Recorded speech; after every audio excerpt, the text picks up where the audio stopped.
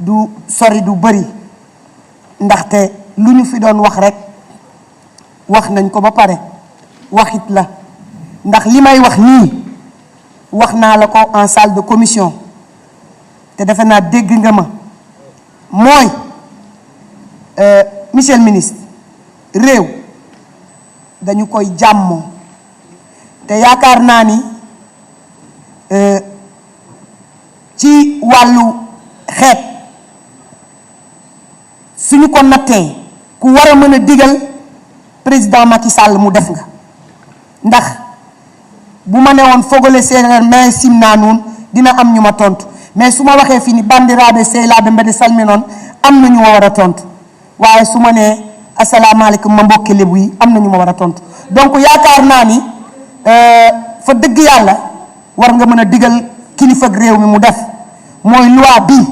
na ma la ko waxee woon bu ñu jàllee fii ci Mali lu mu tuuti tuuti danañu xam lan mooy terrorisme bu ñu demee fële ca France danañu xam lan mooy terroriste donc man li ma waxoon keroog loolu laay wax tey l'appellation terrorisme monsieur le ministre est-ce que duñ ko seetaat parce que li waral sama collègue député yenn yi di wax di tiit naan sama doom daf maa woo fajar ne ma bul dem loolu rek moo ko indi te loolu nag sosuñu ko fenuñu ko abbuñu ko ci këyit gi la nekk ñu wax ko monsieur le ministre kenn sosolu la kenn fenalu la luñ la waxal yaa ko bind terroriste rek lañ wax te ñun duñu ay terroriste ndax monsieur le ministre réew mi su fi terroriste duggoon lu mu tuuti tuuti nga sentir ko mais appellation yi dafa commencer changer de votre magistère force occulte la yenn saa yi c'est des lutteurs qui n'ont pas de combat ñoom ñooy manifester wu le langage daal a tellement changé ba dafa xaw a tiitalaate moo taxoon ma ne nañu waxtaane réew mi proposer beneen loi proposer beneen waxtaan entre l'opposition parlementaire mais ubbi ko aussi ci opposition bi nekk ci dëkk bi ndax côté yu bari la pour mën a trouver yeneen appellation monsieur le ministre c'est vrai terroriste kenn buggu ko ci benn dëkk man de bugguma ko te su ma wóoroon ne day gete le Sénégal lu mu tuuti tuuti man fii laay toog am honnêteté bu toll ni yëkkati sama loxo ni la jàppale naa la ci loi mais monsieur le ministre terroriste bi fi ñu ko accentuer moo bon.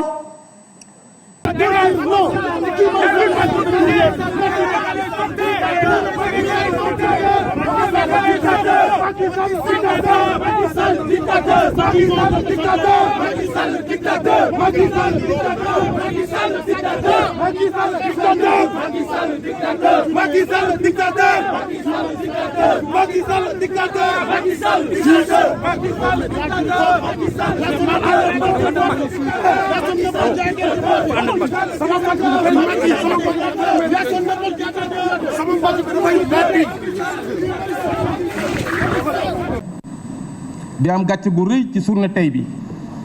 journée bi nga xamante ni mën naa ni bokk na ci deuil national yi nga xamante ni war nañ ko ginnaaw loi parrainage ginnaaw loi bi nga xamante ni indi woon nañ ko fii loo xamante dafay tax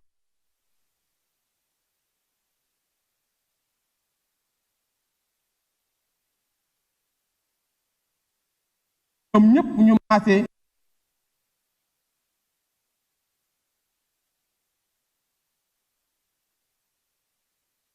ay laaj tey ji wax yow ñii nekk sa ginnaaw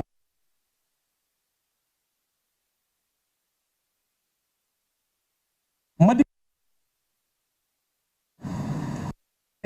mais xam naa ne am nañu kersa ndax yow mi ñu ànd ci jëf ñaaw jëf ju boñ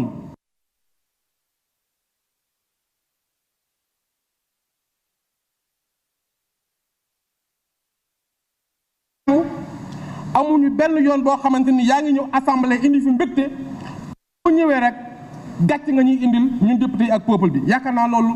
vraiment naqar nañu ñi ngi ñaan Macky Sall mu dàq la ci ministère bi ndax mérité woo ko mënuloo ko amuloo xam-xam ma lay laaj aussi nee nga avocat nga mais est-ce que yow mas nga gagné sax procès ban procès nga mas a gagné ak foo gagné woon procès bi avocat boo xamante ni déclamation de fonction la benn projet yaakaar naa tey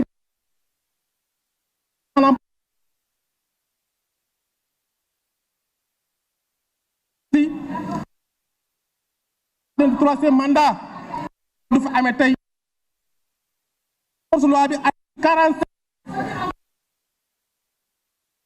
ni moom lay wax pour que baax ci parti politique yi te parti politique yi loi 81 kese moo ko mën a tas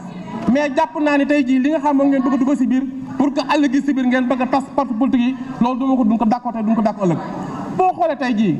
le cas du Ousmane Sonko am na ko fi wax fii marché bi jàll li tax ngeen indi loi bi mooy affaire Ousmane Sonko moo tax ngeen loi bi mais am na sama benn collègue député boo xam ne ñu ngi bokk ci majorité bi am Madina Wendi Funda koo xam wax APR ñoo taal këram yàq ay BM te ba léegi nii waxu leen si dara am na ñoo xamante ni tey suñu benn koo xamante si yéen la bokk muy Fatimatu Ndiaye ku xam ne dañ koo rey fële à Pikine ñu jiin ay responsable APR ba léegi waxu leen dossier ba dara yéen ngeen ñoo bëgg a taqal askan wi bëgg a sonal peuple bi ci affaire troisième mandat pour Macky Sall sax fi lu mu ko jaral dañu ko jaral Macky Sall c'est une voleur Macky Sall c'est une arnaqueur Macky Sall mooy ki nga xamante ne mooy tourisme bi gën a ngand ci réew mi te loolu ci acte de pas duñ ko nangu tey duñu ko nangal ëllëg. 1999 nekk en vigueur en avril 2002 Sénégal ratifié ko le 24 septembre 2004 sur le financement du terrorisme il fallait que ñu dugal ko ci suñu corpus juridique. leneen li nga xam ne def nañ ko monsieur le ministre te mu am solo mooy article 45(1) biñ ci dugal ndax article 45 code pénal dafa wax ne nul ne peut être responsable que de son propre fait waaye ma ne bu fekkee ne dañu ne dafa am infraction boo xam ne société daf ci bokk ànd koog ñu def ko jusqu'à présent ci suñu droit nit ki cote mooy am responsabilité pénale société bi du am responsabilité pénale quand bien même société bi moo jël ay jumtukaay joxe ko te boo demee disposition boobu soo demee dans le code pénal français article 121(2) la même disposition existe kon nañu xam li ñuy wax parce que bu ñu la joxee texte de loi nga amate réew mi ba tey li fi ne ci caméra ak journaliste kenn xamul nu mu toll ndax ñëpp nekk ci jàqare alors que li nga ko teg ak la nga ca wax lenn amu ci war nañ mën a xoolaat suñu bopp. Monsieur le ministre, autant l'article 121(2) du code pénal français prévoit la responsabilité pénale de la société et des personnes morales, autant l'article 421(1)(2) du code pénal français, dans les mêmes termes, le reprendre les dispositions de 2016 pour définir lan mooy acte terroriste ak acte assimilé. li am solo foofu te législateur bi def ko parce que nag droit la ñuy wax bu fekkoon ne dañ ne tey à partir de maintenant ku manifester wala ku yàq yëfu jàmbur def nga acte terroriste bu boobaa incrimination yi nekk ci code pénal bi muy les articles 85 ak yooyu dañ koy abroger parce que dootu ci exister li tax ñu maintenir ko maanaam tey bu ñu nee da nga sàcc am na ci code pénal bi article 364 lu mu lay daan waaye bu fekkee ne da nga sàcc gaz article 374 am na 364 am na nu mu lay daane waaye bu fekkee ne da nga sàcc gaz dem jël ay pont boole ci dem fekk fu askan wi toog nga taal ko exploser ko boobu tu commets un acte terroriste bu boobaa la sanction devient plus lourde beaucoup plus sévère et c'est pourquoi il faut bien comprendre la construction du droit et le droit pénal. bu ci paree nag day jublu ci Sénégal yi. d'accord nan ngeen nar a demee ci xeex bu ñu mel une fois que ñu maanaam jëmmal loi bi. waaw loolu duma ko wax fii parce que dafa concerner force vive de la nation yëpp ay stratégie la ay waxtaan la yoo xam ne ñu ngi door a ñu ngi ci mais lu leer ba leer mooy Sénégal fi mu jógee ci ay conquêtes démocratiques depuis avant indépendance ba léegi ku yaakaar ni mën nga xëy ci benn fan nga nasaxal ko da ngay nax sa bopp. jàpp nañ ni dégg nañ fi léegi ne da nga jàppanteeg benn député bu nekk au niveau de la majorité lan moo nekkoon jafe-jafe yi ba ngeen jàppante yéen ñaar. waaw ma njëkk a leeral dara balaa may dugg ci loolu mooy gouvernement benn argument la am ci loi bi boo waxee dañ la naan loi bi andiwul lu bees daanaka waaw lu andiwul lu bees lu fi jar a soppi foo soppi am rek mooy yokk nga wala wàññi nga nañu waxante dëgg rek loi 2016 bi loi bu ñu làqoon la sax ndax fii ñi fi nekk ci presse bi yëpp ana kan moom mun a ne moom xamoon na loi 2016 boobu c'est vrai dañ naan nul n'est censé ignorer la loi waaye xam nañ loolu waxu picc la dañuy jaar ci suuf en catimini di voter ay loi yoo xam ne sénégalais duñu xam la ca ne may wax mbir mi ni ñaar la dafa am d'abord loi 2016 loi boobu dafa di loi bu anticonstitutionnel dañ ko war a attaquer parce que loi boo xam ne dafay jël mbirum terrorisme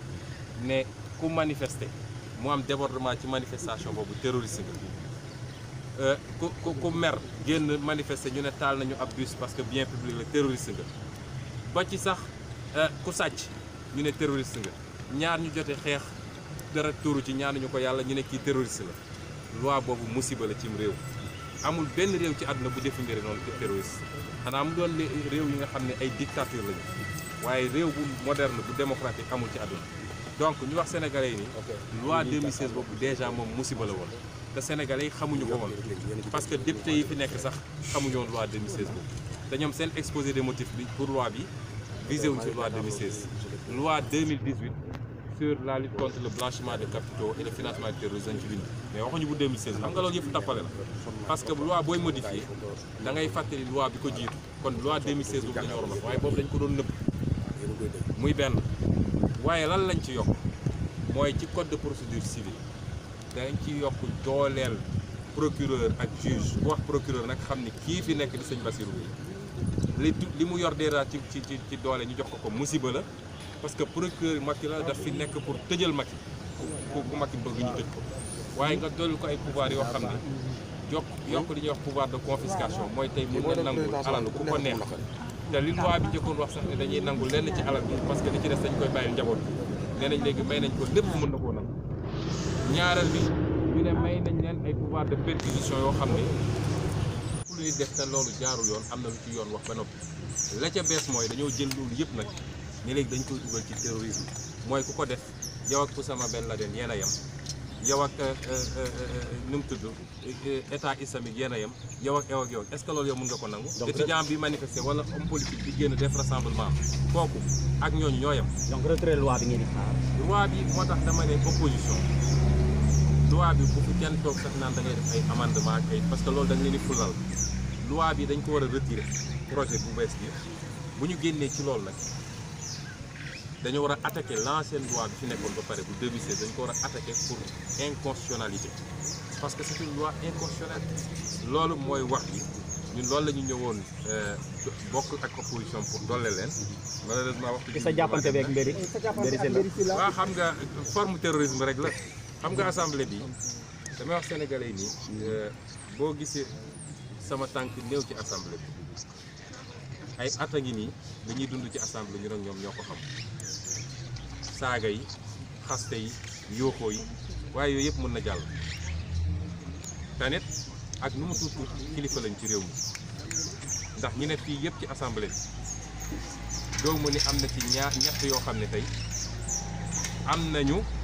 mbébét ni 2024 bëgg nañu yor réew mi kon man mi am mbébét boobu te bëri sénégalais yoo xam ne xoolee nañ ma bët yooyu dafa am lu ma war a mooy moo tax mënuma bàyyi mandat député bi parce que ñi ma wóolu ba bëgg ma ñëw assemblée jox nañ ma ko waaye mënuma permettre sama bopp di ñëw assemblée ñu may provoqué wala ñu naan dañuy dal sama kaw muy mbir moo xam ne équilibre bu mooy ut la ñu bëri dañ naan Sonko bëriwul tànk assemblée waaye su ma duloon téye sama bopp fii ci assemblée bi parce que loolu seen pexe la dañu ne waa ji su ñëwee te ay ndigal yu ñu leen jox la bu ñëwee provoqué leen ko attaqué leen ko xeex leen ak moom bu ko defee sénégalais ne Sonko ngi xeex assemblée comme ça ngeen cassé image am loolu nag boobu ba léegi ñu ngi koy moytu waaye loo gis am na fu mu yem tant que yaa ngi may xas yaa ngi may saaga yaa ngi may fit dinaa tënk sama xol muñ ko waaye nga ñëw ne danga may attaqué physiquement wax dëgg yàlla tollooguma foo xam ne gis naa góor yàlla goo xam ne ak noo munti toll di nga ñëw attaqué ma physiquement ma seetaan comme ñoom nag recrutement nervi ak terroriste mooy seen spécialité kenn ci ñoom nga xam ne yàgg na maa menacé fu ne ñëw na tey essayé yàlla def na duma naa ko futti naa ko fekkewul sax séance bi loolu gënaluma woon ni ma ko waxee nii waaye loolu message rek bu ñu leen di envoyé parce que monopole de la violence kenn yoru ko te fii koo fi laal mën na la def lu ëpp loolu kon ma seedeloo Sénégalais yëpp nii ñëw naa assemblée pour def sama liggéey ndax lii circonstance exceptionnelle la woon su du woon loolu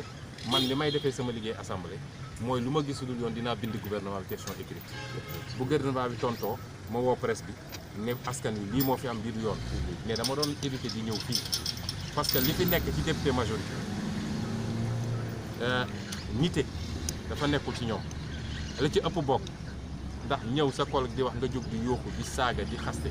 loolu dafa rafetul mais loolu mooy mission bi ñu leen sant loolu yëpp nag ñu ngi koy muñ di ko muñ ngir yàlla di ko muñ ngir askan wi nga xam ne am na bët bu ñuy xoole waaye attaque physique moom du ma ko nangul kenn ci àdduna parce que yaram dong la looloo fi xew ñu ngi koy jéggalu Sénégalais yëpp waaye du mu woon ñàkk. jërëjëf. En novembre, on a publié ça au journal officiel. Aujourd'hui, on nous ramène le projet de loi et aucun mot n'a changé dans cette définition du terrorisme. Quelle mauvaise foi. Je pense que, Monsieur le ministre, c'est important. Vous l'avez fait ici en donnant la définition, en lisant l'article 279.1 pour que les Sénégalais puissent comprendre exactement c'est quoi l'objet de cette modification aujourd'hui. Wax nañ ko sànq titre 2 liñ ci yokk mooy de la piraterie maritime loolu la ñu yokk ci kanam piraterie maritime. Ensuite ñu intégrer li ñuy wax financement terrorisme mais loolu dafa nekk loo xam ne c'est des dispositions internationales yoo xam ne ñun Assemblée nationale ñun ñoo ko voté ici mais bu ñu voté ay loi ratifié ko mais il faut que ñun ci suñu interne suñu corpus juridique ñu intégré ko ci waaye yaa xay lii de mooy wax ji ñoom nag comme ñoom mënuñu am élection yi ñu gagné amuñu nit amuñu vision kenn àndul ak ñoom ñu ne nañu fexe indi terreur indi terrorisme jaxase xelu nit ñi pour jël nguur gi loolu mënul nekk gis nga pour jël nguur da ngay dox wax am xalaat def yëfu nite sénégalais yi nga xam ne ay nit lañ wóolu la dénk la ne la doxalal waaye wor sos wuruj njuuj njaaj ku yaakaar ne di nga ci mën a jël nguur perte nga Sénégal loolu amatu fi. Je pense que aujourd'hui li am ba des mooy toute cette manipulation a été découverte au grand jour looloo tax ñu ne nañ ko def en direct pour que sénégalais yi xam ne fii amul lu ñu fiy nëbb lépp leer amul tey képp koo xam ne yor nga télé rajo site internet ñuy def ñu ne huis clos xam nga dañ daan wax ay huis clos dañuy nëbb nangam fii lépp ne fang lépp leer li ñuy wax ñëpp dégg ko nit ñi xam ne la nga doon wax yëpp ay sos la. dafa am ku ma wax ne pourquoi mun leen di anticiper sur la manipulation ma ne leen mën nga anticiper ci lépp ba mu des sos xam nga nit bu fekkee ne suba da ngay mu ne la yow suba daf la nar a sosal ne da ngaa biiral loolu loo koy anticiper ngeen baal ma ci kàddu gi sos kenn mënu ci anticiper li nga mën a anticiper mooy loo xam ne dafa am quelque chose doo xam ne c'est réfléchi ñu togg ko ñu xam ne lii dinañ ci dem waaye koo xam ne daf laa nar a sosal suba yow bu fekkee nit ku baax nga munoo xalaat ne nan ngay anticiper parce que ku xamul sos xamoo wax lu dul dëgg xamoo wuruj munoo anticiper sur cette communication mais heureusement les médias sont là la presse elle est là lépp leer na li ngeen doon bëgg a manipuler di def lépp heureusement au grand jour la leer nañ heureusement que lëndëmul dafa leer nañ nit ñi xam li ñuy def et je pense que cette loi elle vient à son heure ce sera voté. Monsieur le ministre, on vous encourage, on vous félicite. ku bëgg nguur wax dëgg yàlla da ngay dem wuti vision xalaat xam-xam ak programme. Je vous remercie.